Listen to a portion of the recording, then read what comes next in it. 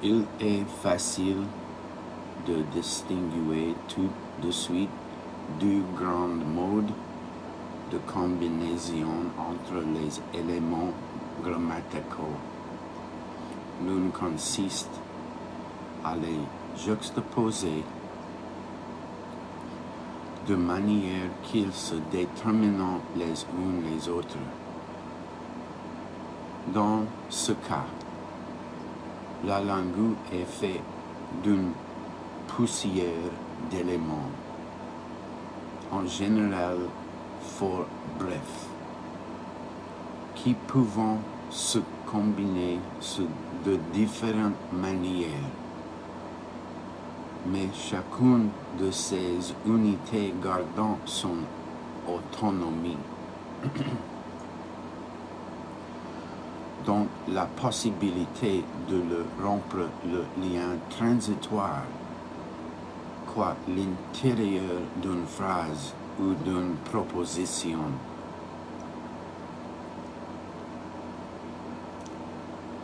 Il vient instaurer avec une autre. La langue se définit alors par le nombre de ces unités et par toutes les combinaisons possibles qui peuvent dans le discours s'établir entre elles. Il s'agit alors d'un assemblage d'atomes, d'une agrégation mécanique opérée par un rapprochement extérieur.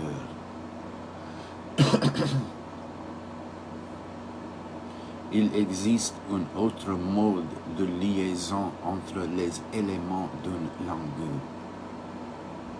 C'est le système de flexion qui altère de l'intérieur les syllabes ou les mots essentiels, les formes radicales. Chacune de ces formes emporte avec soi un certain nombre de variations possibles, déterminées à l'avance, et selon les autres mots de la phrase, selon les relations de dépendance ou de corrélation entre ces mots, selon les voisinages et les associations. Tel variable sera utilisé ou tel autre en apparence. Ce mode de liaison est moins riche que le premier puisque le nombre des possibilités combinatoires est beaucoup plus restreint.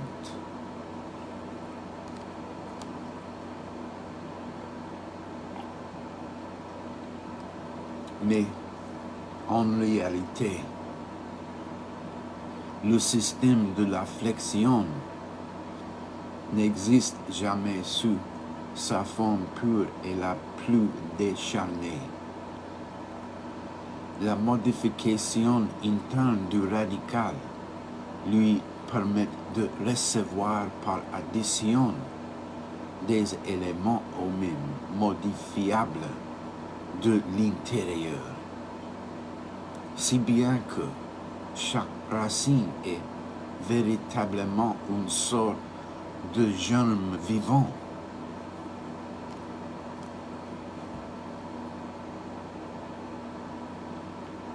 Car les rapports étant indiqués par une modification intérieure et un libre champ étant donné au développement du mode. Ce mode peut s'étendre d'une manière illimitée.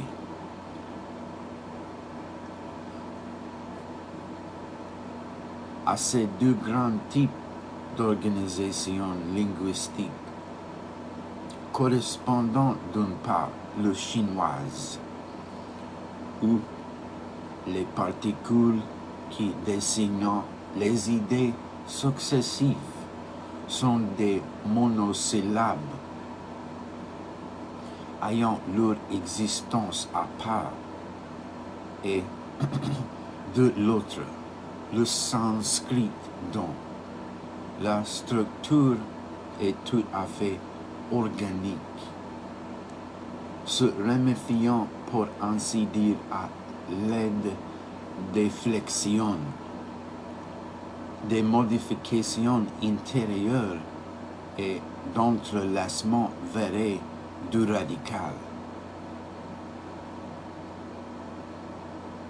Entre ces modèles majeurs et extrêmes, on peut répartir toutes les autres langues qu'elles soyons.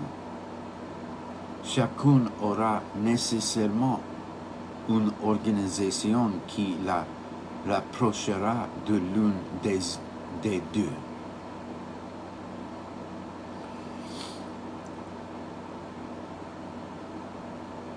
Ou qui la tiendra à égale distance. Chacune aura nécessairement une organisation qui la rapprochera de l'un des deux, ou qui la tiendra à égale distance. Au milieu du champ ainsi défini, au plus près du chinois, on trouve le basque, le copte, les langues américaines, et liant les unes avec les autres des éléments séparables. Mais ceci, au lieu de demeurer toujours à l'état libre, et comme autant d'atomes verbaux irréductibles, commençant déjà à se fondre dans le mot. L'arabe se définit par un mélange entre le système des affixations et celui des flexions. Le celtique est presque exclusivement une langue à flexion, mais on y trouve encore des vestiges de langue affixe. On dira peut-être que cette opposition était déjà connue au XVIIe siècle et qu'on savait depuis longtemps distinguer la combinatoire des mots chinois aux déclinaisons et conjugations de langues comme le latin et le grec. On objectera aussi que l'opposition absolue établie par Schlegel fut très tôt critiquée par Bach. Là où Schlegel voyait deux types de langues radicalement inassimilables l'une à l'autre, Bach a cherché une origine commune. Il essaye d'établir que les flexions ne sont pas une sorte de développement intérieur et spontané de l'élément primitif, mais des particules qui se sont agglomérées à la syllabe radicale. De la première personne en sanskrit ou de la troisième bhavati sont l'effet de l'adjonction du radical du verbe du pronom même, je, et tam, il. Mais l'important pour la constitution de la philologie n'est pas tellement de savoir si les éléments de la conjugaison ont pu bénéficier. Dans un passé plus ou moins lointain, d'une existence isolée avec une valeur autonome essentielle, et ce qui distingue les analyses de Schlegel et de Bach de celles qui, au XVIIIe siècle, pouvant anticiper apparemment sur elle, c'est que les syllabes primitives ne croissent pas par adjonction ou prolifération interne, sans un certain nombre de modifications réglées dans le radical. Dans une langue comme le chinois, il n'y a que des lois de juxtaposition, mais dans des langues où les radicaux sont soumis à croissance, qu'ils soient monosyllabiques, comme dans le sanskrit, ou polysyllabiques, comme l'hébreu, on trouve toujours des formes régulières de variation interne. On comprend que la nouvelle philologie, ayant maintenant pour caractériser les langues ces critères d'organisation intérieure, et abandonner les classements hiérarchiques que le XVIIIe siècle pratiquait. On admettait alors qu'il y avait des langues plus importantes que les autres, parce que l'analyse des représentations y était plus précise ou plus fine. Désormais, toutes les langues se valent. Elles ont seulement des organisations internes qui sont différentes. De là cette curiosité pour des langues rares, peu parlées, mal civilisées, dont Rask a donné le témoignage dans sa grande enquête à travers la Scandinavie, la Russie, le Caucase, la Perse et l'Inde. L'étude de ces variations internes constitue le second segment théorique important. Dans ces recherches étymologiques, le grammaire général étudiait bien les transformations des mots et des syllabes à travers le temps. Mais cette étude était limitée pour trois raisons. Elle portait plutôt sur la métamorphose des lettres de l'alphabet que sur la manière dont les sons effectivement prononcés pouvaient être modifiés.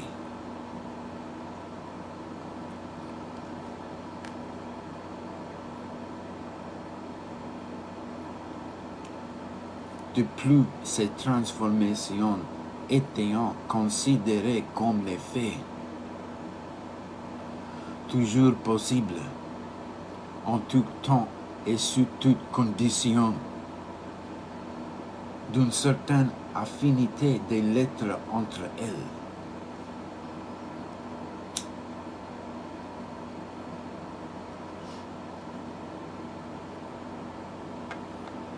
on admettait que le P et le B, le im et le in étaient assez voisines pour que l'une pût se substituer à l'autre.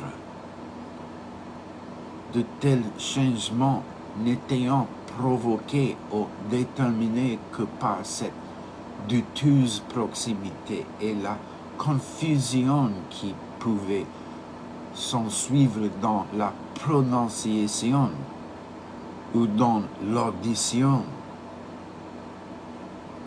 Enfin, les voyelles étaient traitées comme l'élément le plus fluide et le plus instable du langage, alors que les consonnes passaient pour en former l'architecture solide. L'hébreu, par exemple, ne dispense-t-il pas d'écrire les voyelles? Pour la première fois, avec Rask, Grimm et Bap, le langage, bien qu'on ne cherche plus à le ramener à ses crises originaires, est traité comme un ensemble d'éléments phonétiques, alors que pour la grammaire générale, le langage naissait lorsque le bruit de la bouche ou des lèvres était devenu lettre.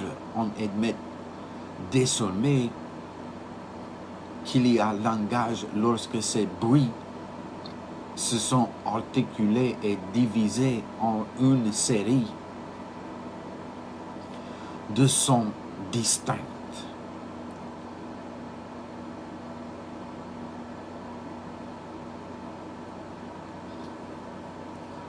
Toute lettre du langage est maintenant sonore, ce qui explique l'intérêt nouveau manifesté par les frères Grimm et par Renoir pour la littérature non écrite, les récits populaires et les dialectes parlés. On cherche le langage au plus près de ce qu'il est. Dans la parole, cette parole que l'écriture dessèche et fige sur place.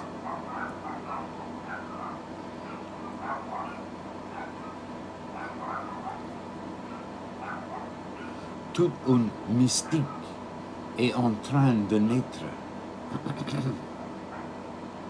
celle du verbe, du pur éclat poétique qui passe sans trace, ni laissant derrière soit qu'une vibration, un instant suspendu, en sa sonorité passagère et profonde.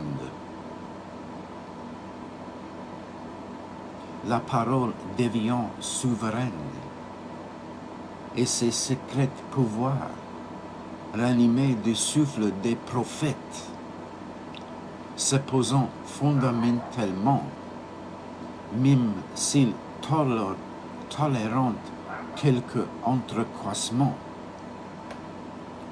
à l'ésotérisme de l'écriture qui, lui, suppose la permanence requivilée d'un secret au centre du labyrinthe visible.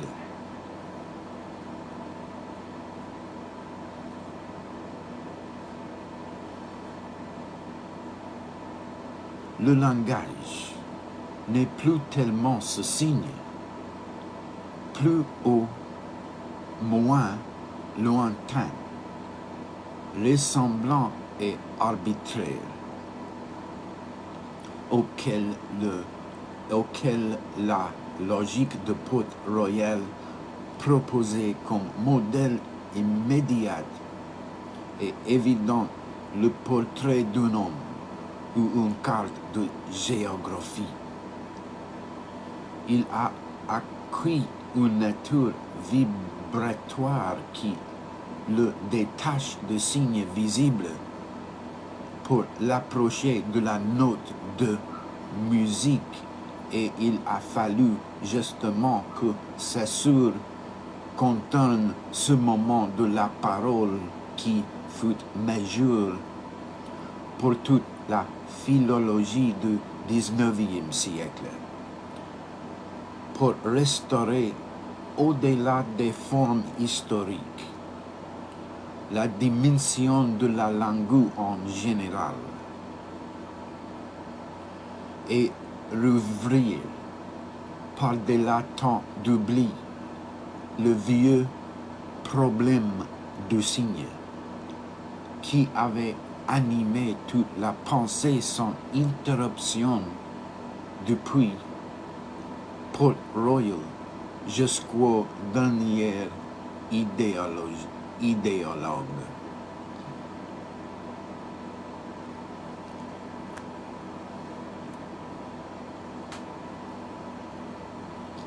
Au XIXe siècle, commence dans une analyse du langage traité comme un ensemble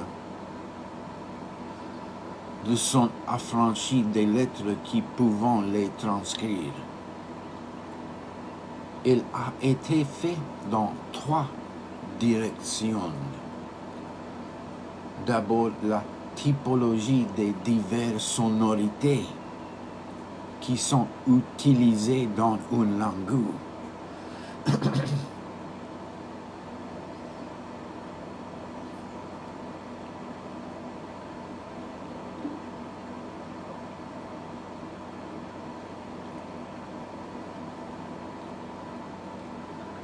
Pour les voyelles, par exemple, opposition entre les simples et les doubles,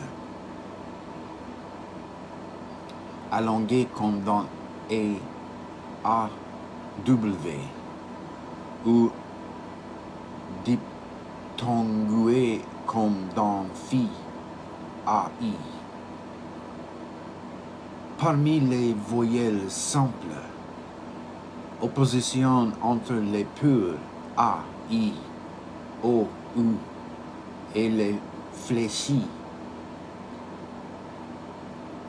E, U, E, O, U. Parmi les purs, il y a celles qui peuvent avoir plusieurs prononciations, comme le O, et celles qui n'ont aucune A, I, U. Enfin, parmi ces dernières, les unes sont sujettes au changement ou pouvant recevoir l'une l'autre, A et U. Le I, lui, reste toujours fixe. La seconde forme d'analyse porte sur les conditions qui peuvent déterminer un changement dans une sonorité. Sa place dans le mot est en elle-même un facteur important. Une syllabe, si elle est terminale, protège moins facilement sa permanence qui, si elle constitue la racine. Les lettres du radical, dites grimm, ont la vie longue. Les sonorités de la désinence ont une vie plus brève. Mais il y a en outre des déterminations positives, car le maintien ou le changement d'une sonorité quelconque n'est jamais arbitraire. Cette absence d'arbitraire était pour Grimm la détermination d'un sens. Dans le radical d'un grand nombre de verbes allemands, le A s'oppose au I comme le prétérit au présent.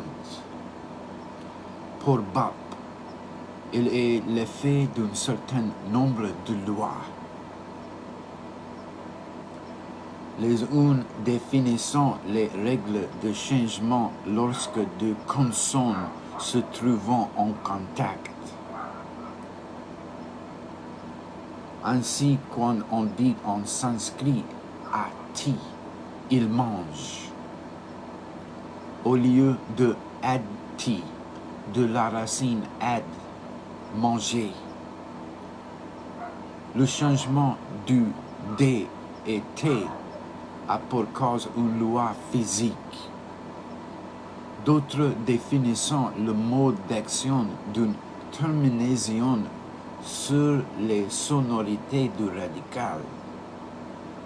Par loi mécanique, j'entends principalement les lois de la pesanteur et en particulier l'influence que le poids des désinences personnelles exerce sur la syllabe précédente.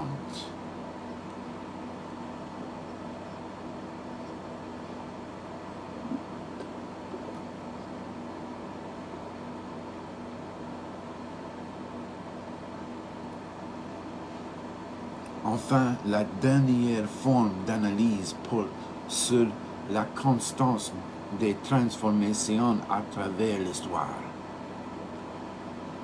Grimm a ainsi établi une table de correspondance pour les labiales, les dentales et les gutturales entre le grec, le gothique et le haut allemand. Le P, le B, le F, des Grecs devenant respectivement F, P, B en gothique et B ou V, F et P en haute allemande, T, D en grec, devenant en gothique T, D et en haute allemande D, Z, T. Par cet ensemble de relations, les chemins de l'histoire se trouvent prescrits.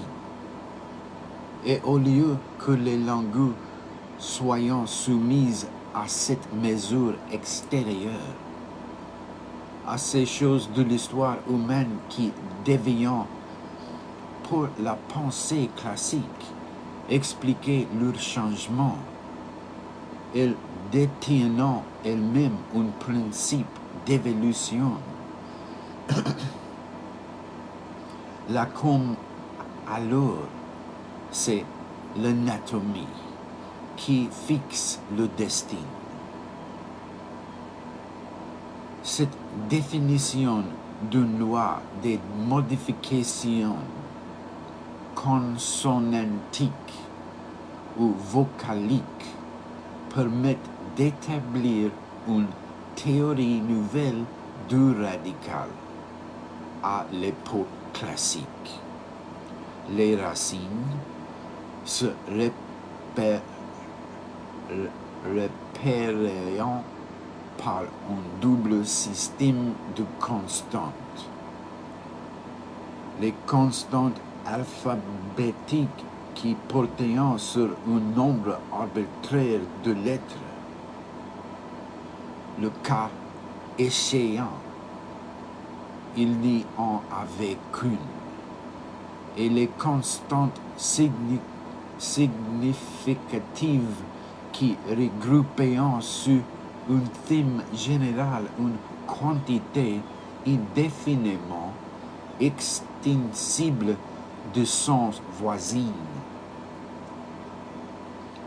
Au croisement de ces deux constantes, là où un même sens se faisait jour par une même lettre ou une même syllabe. On individualisait une racine. La racine, c'était un noyau expressif, transformable à l'infini à partir d'une sonorité première. Mais si voyelles et consonnes ne se transformant que selon certaines lois et sous certaines conditions, alors le radical doit être une individualité linguistique stable entre certaines limites qu'on peut isoler avec ses variations éventuelles et qui constituent avec des différentes formes possibles un élément de langage.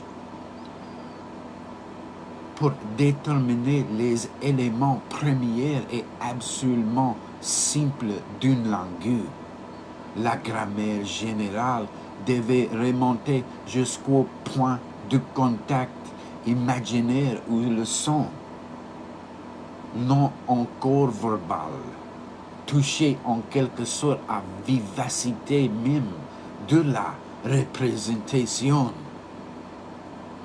Désormais, les éléments d'une langue, lui, sont intérieurs, même s'ils appartiennent aussi aux êtres. Il existe des moyens purement linguistiques d'établir la composition constante et la table de leur modification possible. L'étymologie va donc cesser d'être une démarche indéfiniment régressive vers une langue primitive toute peuplée des premiers cris de la nature. Elle devient une méthode d'analyse certaine et limitée pour retrouver dans un mot le radical à partir duquel il a été formé. Les racines des mots ne feront mises en évidence qu'après le succès de l'analyse des flexions et des dérivations.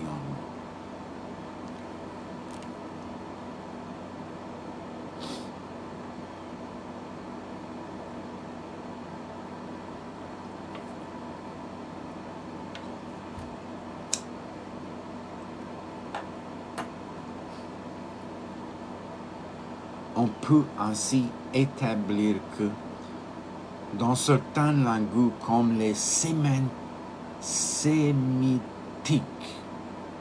on peut ainsi établir que dans certaines langues comme les sémitiques, les racines sont bisyllabiques, en général de 3 lettres, que dans d'autres, les indo-germaniques, elles sont régulièrement monosyllabiques. Quelques-unes sont constituées d'une seule et unique voyelle. I est le radical des verbes qui voulant dire aller ou de ce qui signifiant retenir. Mais la plupart du temps, la racine, dans ces langues, comporte au moins une consonne et une voyelle. La consonne pouvant être terminale ou initiale. Dans le premier cas, la voyelle est nécessairement initiale. Dans l'autre cas, il arrive qu'elle soit suivie d'une seconde consonne qui lui sert d'appui, comme dans la racine ma, mad, qui donne en latin Metiri, en allemand Messine.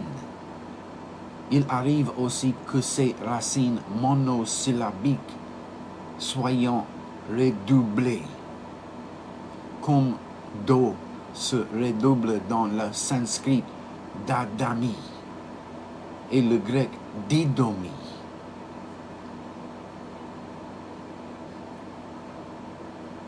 Usta dans tishtami et istemi. Enfin et surtout la nature de la racine, the root, racine, the root, et son rôle constituant dans le langage, the language, sont conçus sur un mode absolument nouveau. Au XVIIIe siècle, la racine était un nom rudimentaire qui dessinait, et son origine, une chose concrète, une représentation immédiate, un objet qui sont donnés au regard ou à l'une quelconque d'essence. Le langage se bâtissait à partir de jus de ces caractérisations nominales.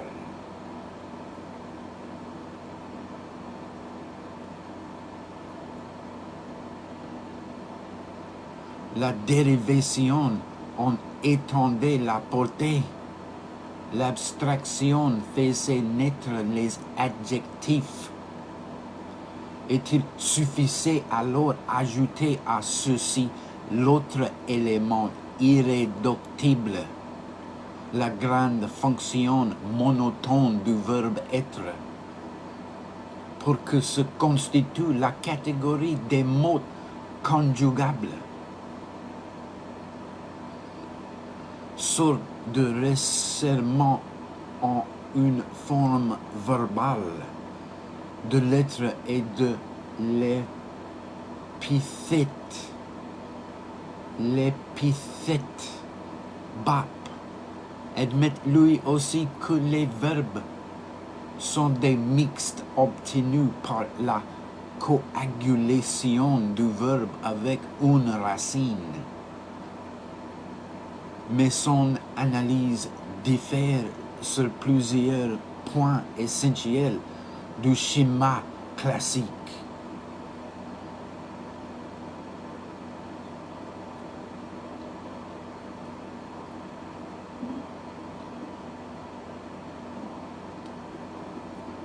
Il ne s'agit pas de l'addition virtuelle. Sous-jacente et invisible de la fonction attributive et du sens propositionnel qu'on prête au verbe être. Il s'agit d'abord d'une jonction matérielle entre un radical et les formes du verbe être. Le A sanskrit se retrouve dans le sigma de l'aoriste grec, dans le R de plus que parfait ou de futur antérieur latin. Le B sanskrit se retrouve dans le B du futur et de l'imparfait latin.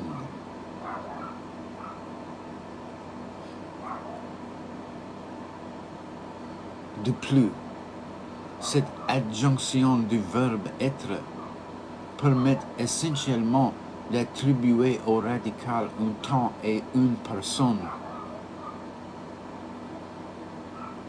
La désinence constituée par le radical du verbe être apportant en outre celui du pronom personnel, comme dans le script SI. Par suite, ce n'est pas l'adjonction de être qui transforme une épithète en verbe. Le radical lui-même, détenant une signification verbale, à laquelle les désinences dérivées de la conjugation de lettres ajoutant seulement des modifications de personne et de temps.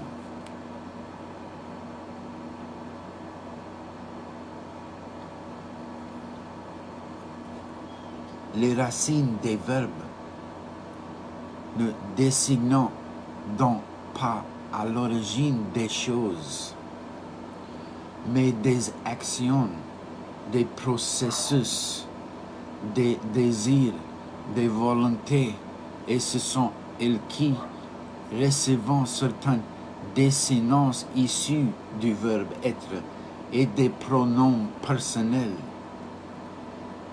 deviennent susceptibles de conjugation,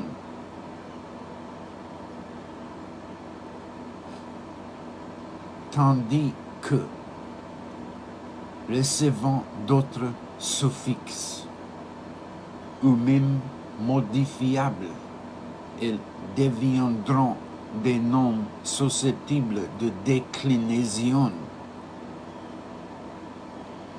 À la bipolarité nom-verbe être qui caractérisait l'analyse classique, il faut donc substituer une disposition plus complexe.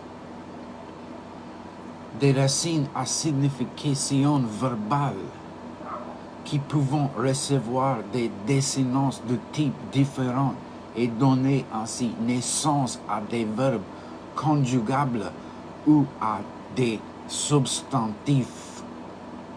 Les verbes et les pronoms personnels deviennent ainsi l'élément primordial du langage,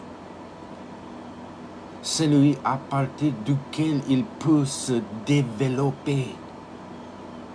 Le verbe et les pronoms personnels semblant être les véritables leviers du langage.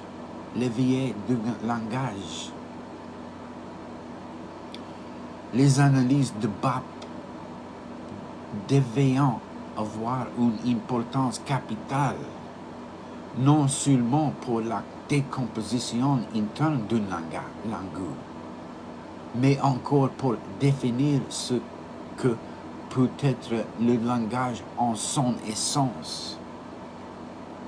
Il n'est plus un système de représentation qui a pouvoir de découper et de recomposer d'autres représentations. Il désigne en ses racines les plus constantes des actions, des états, des volontés. Plutôt que ce qu'on voit, il veut dire originairement ce qu'on fait ou ce qu'on subit. Et s'il finit par montrer les choses comme de droite, c'est dans la mesure où elles sont le résultat ou l'objet ou l'instrument de cette action. Les noms ne découpant pas tellement le tableau complexe d'une représentation, ils découpant et arrêtant ou figeant le processus d'une action. Le langage s'enracine non pas du côté des choses perçues, mais du côté du sujet en son activité. Et peut-être alors est-il issu du vouloir et de la force, plutôt que de cette mémoire qui redouble la représentation. On parle parce qu'on agit, et non point parce qu'on reconnaît, on connaît. Comme l'action, le langage exprime une volonté profonde, ce qui a deux conséquences. La première est paradoxale pour un regard hâtif.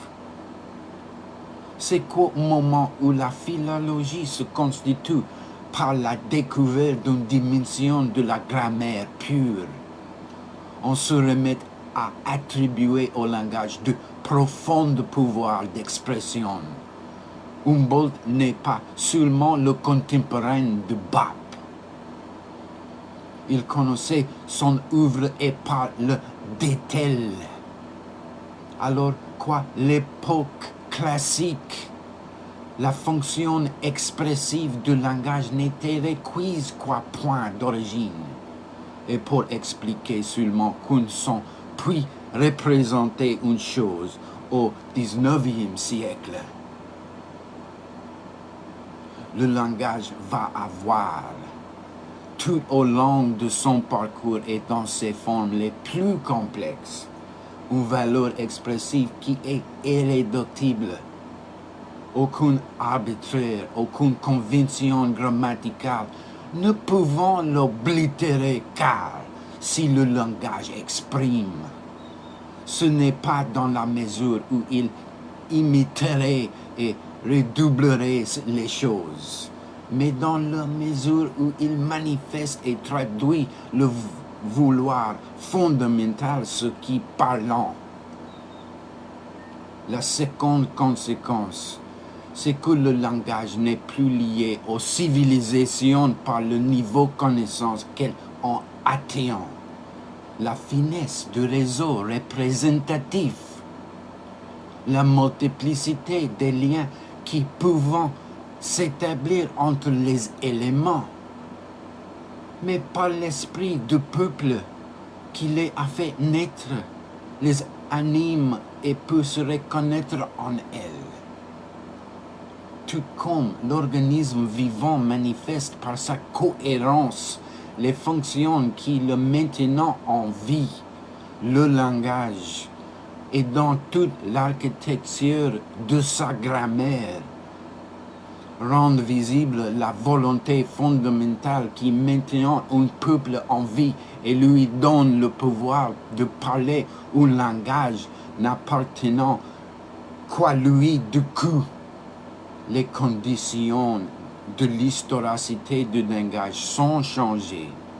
Les mutations ne viennent plus d'un hôte, d'élite des savantes, de petits groupes de marchands et des voyageurs, des armées victorieuses, de l'aristocratie d'invasion. Mais elles ne sont obscurément d'en bas, car le langage n'est pas un instrument ou un produit, un organe comme disait Humboldt, mais une incessante activité, une énergie dans une langue. Celui qui parle et qui ne cesse de parler dans un murmure qu'on n'entend pas, mais d'où vient pourtant tout éclate, c'est le peuple.